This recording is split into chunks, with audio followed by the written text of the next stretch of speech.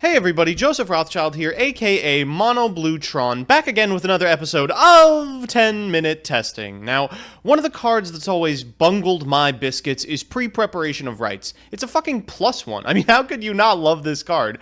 Unfortunately, aside from an exceedingly cute Herald list from the start of last format, it's done just about jack shit since its release.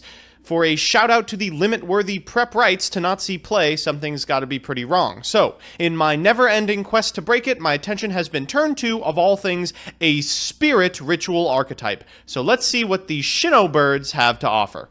So here's the list. Now, there are a lot of cute things happening here, of course, and as always, I'll give you an overview of the archetypes I've Frankensteined together, a discussion of what I hope the deck can do, and, of course, the old card-by-card. So, for those of you who don't know, SHINOBIRD, or Esprits, as they were known in the OCG, are a series of wind-type spirit monsters that facilitate the summoning of some busted ritual monsters who just happen to also be spirits. So bear with me. As you know, spirit monsters return to the hand at the end of the turn, and I'm sure you're all just squirming in your seats at the idea of spending a tribute and a spell card to make a monster that's just gonna bounce itself. The non-ritual SHINOBIRDs themselves are also quite bad. Most of them are intensely normal summon-reliant spirit monsters that benefit off the SHINOBARON ritual monsters effects, but generally aren't worth jumping hoops for. Because of this, we're playing the only Shino that matters, the Peacock himself. He's at the very least quite bonkers, and hopefully his strong effects will make up for his awful spirit typing. Alright, so the deck is designed to spin the awful negatives of the spirit typing as a positive, as well as play around the Peacock's awesome effect. When he's summoned, he can bounce 3 monsters from your opponent's side of the field to the hand, which comes in remarkable handy for setting up OTKs. While this effect is definitely powerful, it's really not going to get anywhere in a world where people can, immediately detach a material from Dryden in response and make us minus straight to hell. Because of this, we're playing Kaiju. Now, the Kaiju also have some other incredible synergy with this effect. We're able to basically use them as repeatable removal spells by tributing them over our opponent's cards and then returning them back to the hand with the Peacock's effect. They also serve as a fantastic tribute fodder for the ritual itself, so running a whole bunch of them is nice as hell. Hopefully, we have constructed a deck that maximizes the powerful benefits of Kaiju while still playing a ritual suite designed to engineer OTKs. So, let's do the card by card. Rituals first. The first card is the reason for the deck, SHINOBARON Peacock, 3 effects. First, when he's summoned, you can bounce 3 of your opponent's monsters. Second, if you use his effect, you can special summon 1 level 4 or lower spirit monster from your hand, ignoring its summoning conditions, and then, during the end phase, he returns to the hand, then special summons 2 tokens to your side of the field. I guess the tokens are meant to prevent your opponent from just killing you from your empty board, but anyone who's played this game in the last 10 years can tell you that's not going to be enough. Next is 3 copies of Manju, not a lot to say here, just an all-around good card. 3 Eratama are basically doing their best Manju impression to find the SHINOBARON. We were playing Nikitama, but the package was super bricky, and honestly, maybe he just works better alone.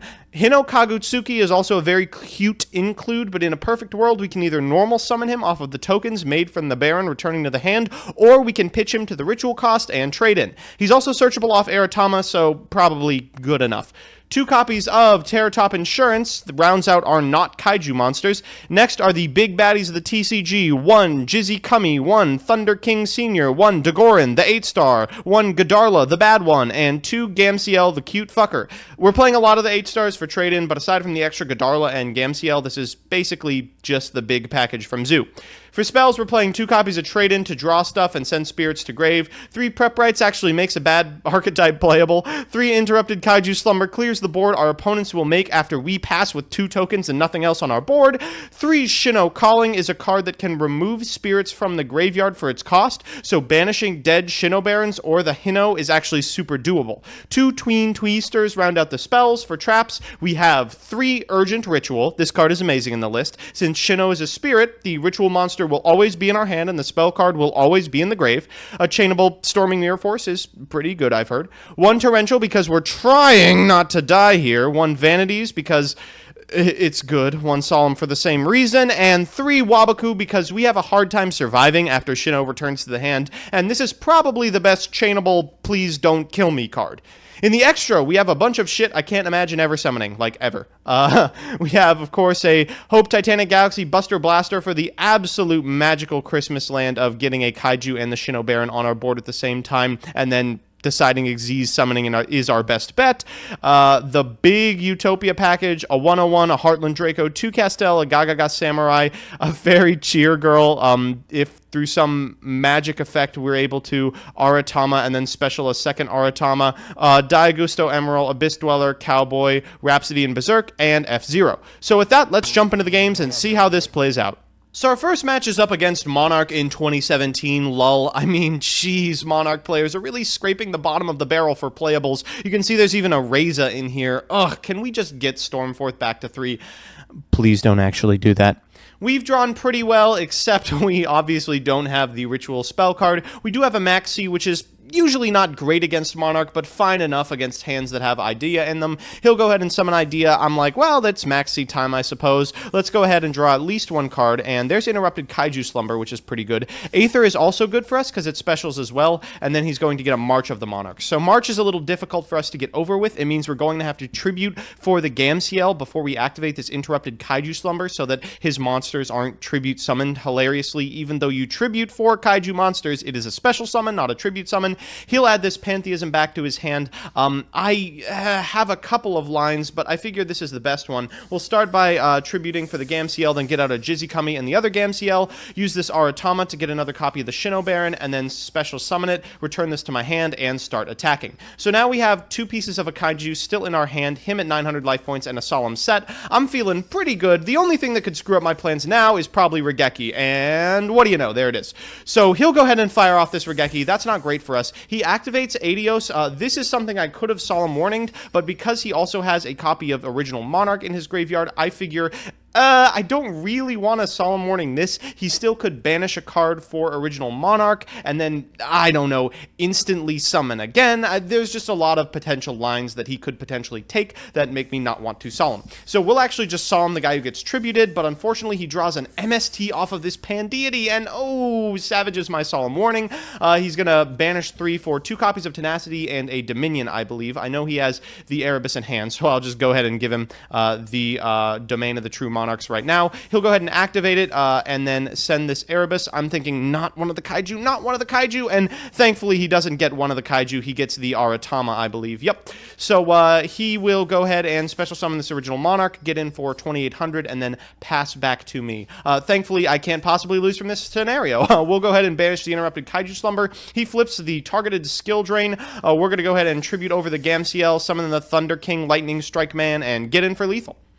Our second match is up against Darklaw Heroes. God, I hope this deck is still playable. One of my favorite decks of all time, and unfortunately kind of gutted by the uptick in decks playing Kaiju. You can see he's got a lot of tech choices for this specific format. We have My Body as a Shield in the main. We have things like, Quaking Mirror Forces are usually not particularly well seen, and Dark Holes as well. Not exactly what I want to be playing against, especially because I do a lot of searching, and I do a lot of sending to the graveyard. So he's going to get to go first. He's drawn Goblinberg and a Elemental Hero Shadow Mist. That is in fact a way to make Darklaw, so he'll probably just do that. He's going to go ahead and set 3, one of which I know is a Mask Change, and pass back.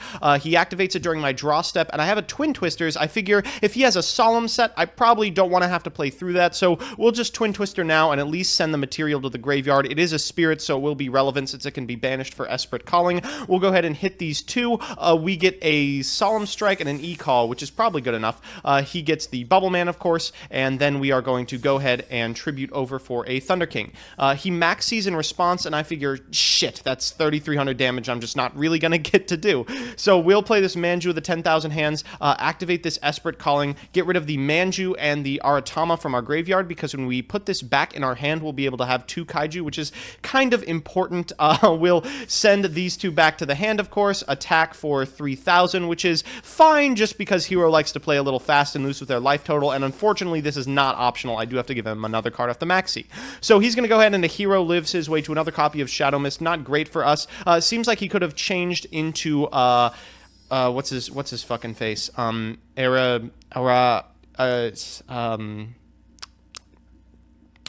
Dark One who's not masked. hero Darklaw and run over our tokens, but instead he makes Blade Armor Ninja. He's going to beat up these two, attack for 1,000, and then mass change during the battle step in order to get Darklaw out and do another 2,400. So that's not great for us, but also not terrible. We draw into an Espirit Calling like a giant sack, and we'll fire that off now. He'll Solemn Warning, putting him at 500. We'll summon the Jizikami and walk over his 2,200 monster for lethal.